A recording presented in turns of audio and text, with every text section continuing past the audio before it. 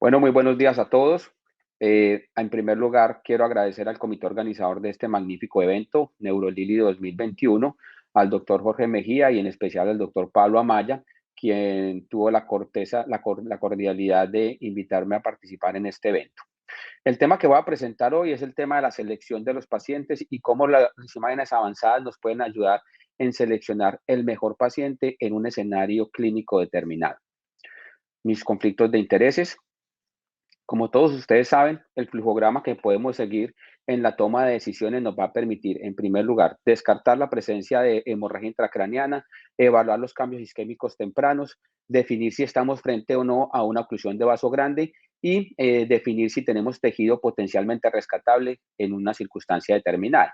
La aproximación multimodal tiene estos tres grandes protagonistas: los estudios de tomografía simple, que nos permiten identificar la hemorragia, cambios tempranos; la angiotomografía, la presencia de vaso grande o no, circulación colateral, define la presencia de patología extracraniana; y los estudios de perfusión, sea por tomografía o con resonancia magnética, para definir el núcleo central de la isquemia, lo que llamamos el core, y el área de penumbra.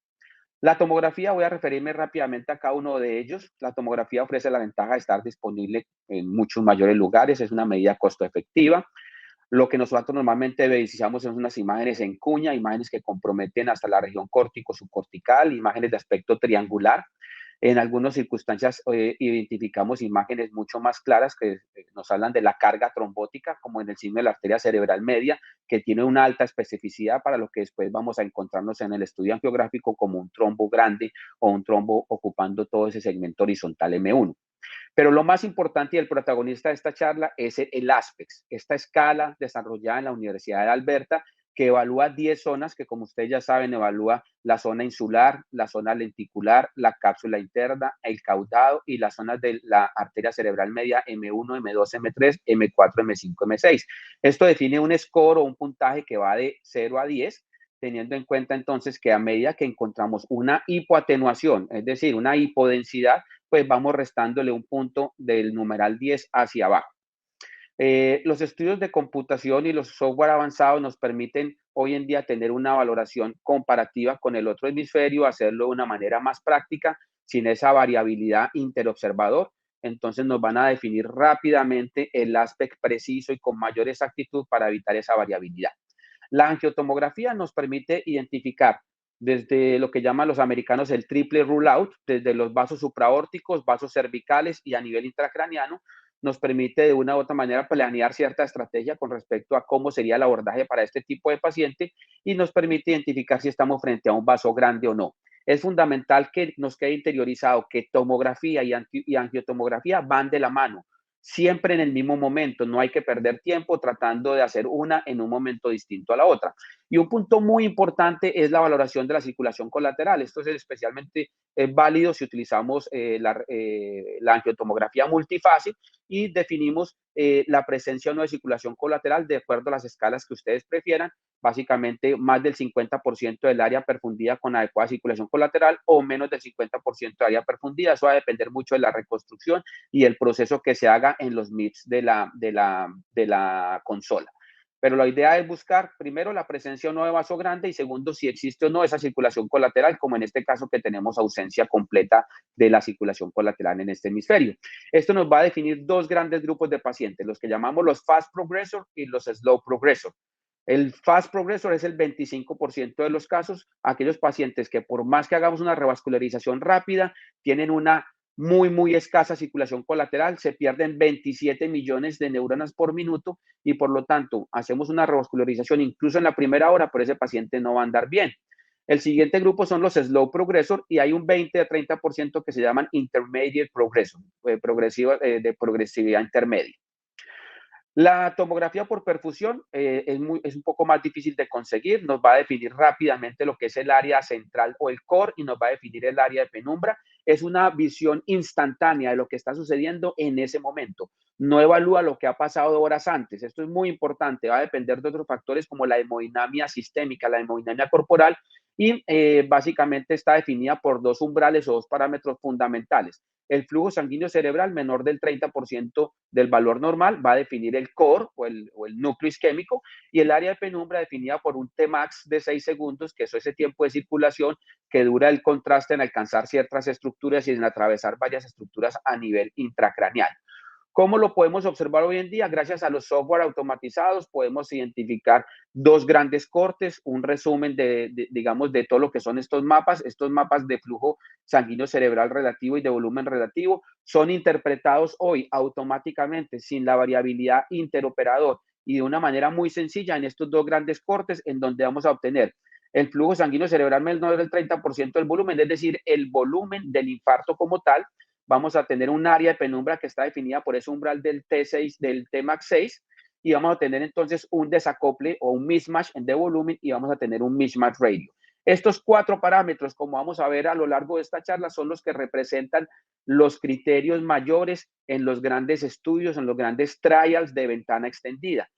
Hoy en día la valoración cualitativa no se hace mucho. En algunos lugares donde no está el software automatizado aún se sigue haciendo, pero incurre en muchos errores, necesita un muy alto postproceso de la imagen y se requiere tener ciertas características especiales para que sea confiable la valoración con los mapas relativos. La resonancia magnética y en especial la secuencia de difusión, de una u otra forma, es la secuencia que mejor se correlaciona con el centro isquémico, por no decir la mejor de todas.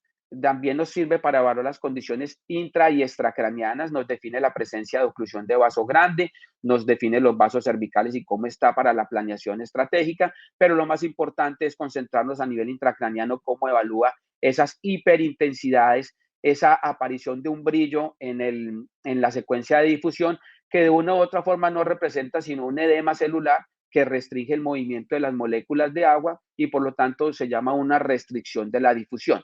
Aquí también hay unos umbrales, se estima para la presencia de infarto un coeficiente de difusión aparente y para la presencia de la penumbra, pues básicamente lo que llamaríamos un desacople entre la difusión y el flare. ¿Qué tiene importante la resonancia magnética? La resonancia magnética, siendo el método más efectivo para calcular el core, es el método que mejor predice o que mejor selecciona a los pacientes que van a tener un mejor resultado. ¿Sí? Esto es muy importante, o sea, es un método excelente para seleccionar el paciente que mejor va a evolucionar en el tiempo, pero se puede presentar un fenómeno de sobreselección en donde algunos pacientes que posiblemente no van a tener un muy buen resultado, pero en algo van a mejorar, no se pueden beneficiar de una intervención terapéutica. Entonces, como les decía, buscamos ese desacople entre la difusión y perfusión y especialmente y sobre todo en aquellos pacientes en los que tienen un stroke no presenciado o un stroke de tiempo no conocido, básicamente esa difusión esa desacople entre la difusión y el flare nos puede identificar esos pacientes que están entre las 4.5 horas de evolución. Tenemos, por supuesto, unas limitantes, es un tema que no está disponible en todo lado. La operatividad en los diferentes centros va a depender de cómo tengan organizado el flujograma de los pacientes con stroke para utilizar resonancia magnética. Sigamos entonces hablando de la decisión basada en las imágenes avanzadas. Lo que nosotros buscamos es seleccionar el mejor paciente posible en la mejor situación posible para que la terapia sea efectiva y eficaz. Los grandes estudios en ventana temprana se suman a los dos grandes estudios de ventana extendida tratando de obtener métodos rápidos, efectivos y seguros en donde se integren las imágenes para obtener la mejor selección del paciente. Es responsabilidad de cada uno de nosotros, los médicos de urgencia, los neurólogos, el médico general altamente especializado en stroke, los intervencionistas y los neuroradiólogos, conocer adecuadamente qué herramientas tengo y qué herramientas debo seleccionar para indicar o no un tratamiento. Todo parte de esto, el principio clínico, tenemos que conocer los diferentes síndromes vasculares, porque conociendo los síndromes vasculares vamos a saber en dónde fijarnos, en dónde poner nuestra mirada y nuestra atención en las diferentes imágenes que vamos a tener. Es claro que en ventana temprana menor de 6 horas las guías recomiendan la tomografía simple de cráneo y la angiotomografía. No es necesaria ninguna otra herramienta para tomar más del 95% de las decisiones en este tipo de ventana. El problema está aquí en la ventana extendida, en donde tenemos los criterios del Down y del Diffuse Stress que involucran ya estudios de perfusión y que las guías son muy claras en afirmar que si queremos realizar tratamientos en ventana extendida, tenemos que ceñirnos a estos parámetros definidos en el Down y en el Diffuse 3. Por eso tenemos una baja selección de los pacientes en la vida real. No tenemos entonces unos protocolos adecuados de neuroimagen, tenemos dificultades en la disponibilidad de resonancia o de tomografía con perfusión, tenemos dificultad cuando hacemos los estudios de perfusión por tomografía sin software automatizado, podemos tener una variabilidad y error humano.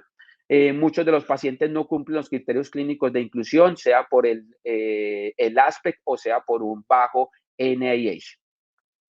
La hipótesis que se plantea entonces es que existe evidencia en diferentes estudios en donde la presencia de vaso grande en ventana extendida puede ser llevada a un tratamiento utilizando unos criterios un poco más flexibles o, como dice la literatura, unos criterios mucho más liberales para poder elegir los pacientes. Nuestra realidad latinoamericana, y es lo que el motivo de la charla hoy, radica aquí en estos pacientes que llegan a nuestro servicio con más de 6 horas de evolución. Lo primero que hay que hacer es identificar si es realmente en la última vez que fue visto el paciente corresponde al tiempo informado, porque hay una cantidad de discrepancia de información. Muchas veces un familiar dice que son 3 horas, otro dice que fue desde la noche anterior. Entonces, lo primero es tratar de tener una claridad lo más cercana posible a la realidad. Tenemos la tormenta perfecta en stroke. La tormenta perfecta en Colombia es esta. Tenemos un paciente con sospecha de stroke. Obviamente, la última vez que fue visto bien el paciente lleva más de 6 horas. Le hacemos una tomografía simple. Esa tomografía va seguida de una angiotomografía e identificamos una oclusión de vaso grande. Lo ideal es tener estudios de perfusión, sea por resonancia magnética o con tomografía. Pero si no los tenemos, surge la pregunta, ¿qué hacer? ¿Esta es la realidad o este es el motivo de la charla? Paciente con sospecha de stroke, confirmación de vaso grande, no tenemos estudios de perfusión, ¿qué hacer? Lamentarnos por no tener la disponibilidad de software automatizados, muy posiblemente no. Tenemos que ofrecerle al paciente unos criterios distintos de selección. Una cosa es seleccionar los pacientes que van a ser específicamente o que van a tener una muy buena evolución clínica de acuerdo a las guías, como lo hace la resonancia magnética, o lo otro es seleccionar de manera apropiada y adecuada a algunos pacientes que aún pueden beneficiarse. Es importante tener esto. Entonces, el raciocinio más liberal habla de correlacionar el aspect, es decir, la tomografía simple de cráneo, y cómo se correlaciona esto con la tomografía de perfusión. Esto ya ha sido estudiado, porque no en muchos lugares se tiene la disponibilidad de tomografía de perfusión o de resonancia de perfusión. Uno de los primeros papers al respecto fue este que evalúa esa correlación entre el aspect y el volumen del infarto. Se estima en términos muy grandes que aspect mayor o igual a 6, es decir, aspect mayor de 7, involucra un core menor de 70. Eso pues para que lo tengamos de una vez claro y vamos tomando algunas decisiones. Se estima que la tomografía simple tiene un perfil de concordancia, es decir, que se puede llegar a asimilar un buen aspect a un estudio de perfusión en cerca del 80% de los casos. Ese 20% discordante no está del todo descartado. ¿Por qué? Porque esos pacientes han sido seguidos y hasta un 30% de ellos pueden tener buen pronóstico y un 20% de ellos efectivamente sí evolucionan a un infarto, pero si son llevados a un tratamiento, el tamaño del infarto también tiene un volumen mucho menor. Entonces estamos en esa lucha de David frente a Goliat. Y cuando digo David frente a Goliat es esa realidad de nuestros pacientes de stroke con respecto a los criterios de selección de los grandes trials. El principio, la hipótesis, ¿cuál es? La hipótesis es que no existen diferencias significativas en temas de pronóstico y en temas de seguridad, utilizando la tomografía simple de cráneo para la toma de decisiones y la toma de conductas en comparación con las imágenes avanzadas de tomografía y de perfusión. Este paper recientemente publicado la semana pasada habla al respecto de eso. Es un paper multicéntrico que de entrada yo reconozco como uno de los papers más importantes publicados este año y evalúa esa lucha de David frente a Goliat en estos diferentes escenarios. En el tema clínico, práctico, en los tiempos que tomamos, en el tema de efectividad, en el tema de pronóstico y en el tema de morbimortalidad. Con respecto a los tiempos prácticos, ustedes ven ahí el tiempo, la última vez que fue visto el paciente versus el tiempo de punción. Con tomografía simple de cráneo 10.4 horas, con resonancia magnética casi 2 horas más, ¿sí? El tiempo puerta aguja con tomografía simple de cráneo 76 minutos versus los estudios de perfusión que están por encima de los 90 minutos, ¿sí? Mucho más corto, mucho más rápido, sin embargo, no estadísticamente significativo. Con respecto al grado y efectividad clínica, el TICI-2B3, tenemos con los pacientes con criterio con tomografía simple, un TICI-2B3 88.9% versus tomografía con perfusión casi 90% y resonancia magnética cercana al 80%, sin una diferencia estadísticamente significativa.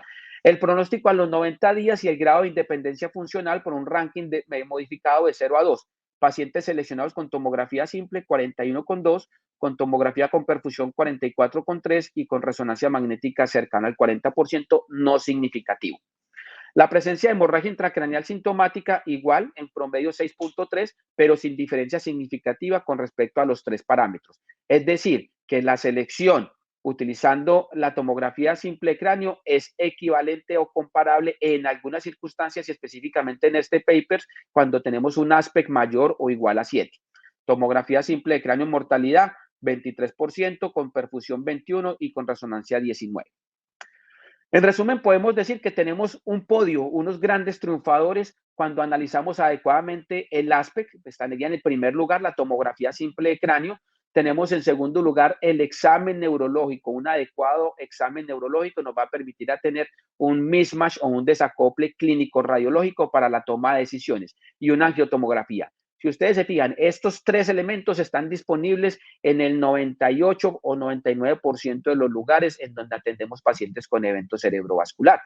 Este es otro gran paper publicado en parte por los mismos autores y que también digo que puede ser laureado, que trata de definir el área, digamos, un área de tejido por aproximación clínica. Esto de una u otra forma lo que intenta es cuantificar el área de hipoperfusión asociado a un T6 max, es decir, a un área de penumbra. Utiliza unos factores de conversión luego de múltiples análisis, tratando de definir que para los pacientes que tienen un NIH menor de 10 puntos hay que multiplicar por un factor de 15 y cuando es mayor de 10 puntos hay que multiplicar por un factor de 6. Esto de una u otra forma nos va a definir ese desacople clínico radiológico sin la necesidad de tener estudios de perfusión adicionales. Obviamente, esto en algunas circunstancias no quiere decir que sea el ideal. Son algunas circunstancias que hay que tener muy claro que podemos ayudarnos de esas herramientas, pero no reemplazan a la situación ideal. Entonces, la gran conclusión es que tenemos el potencial de adoptar una selección de los pacientes de una manera más pragmática, tratando de utilizar la tomografía simple, la escala neurológica del NIH y el aspect en comparación con los estudios de perfusión. Esos estudios de perfusión en determinadas circunstancias pueden ser evitables, ¿sí? Esta selección más liberal ha llevado a lo siguiente. En general, cuando utilizamos los criterios grandes de los grandes trials, los criterios de ventana extendida, y tenemos una oclusión de vaso grande en ventana extendida, se benefician de la selección. 1 de cada 4 pacientes pueden ser seleccionados con los criterios de los grandes trials. Cuando utilizamos el CLEAR o una versión más liberal, tenemos que 1 de cada 2 pacientes puede ser seleccionado para tratamiento con trombectomía mecánica. Esto es fundamental, es muy poderoso. Con una selección más liberal de los pacientes, duplicamos la selección del paciente, ofreciendo unas ventajas, procedimientos que sean y técnicas mucho más rápidas, que están disponibles, de menos costo, que pueden impactar en el pronóstico de los pacientes y que de una u otra forma evitan el riesgo de la sobreselección, siendo más inclusivo para los pacientes.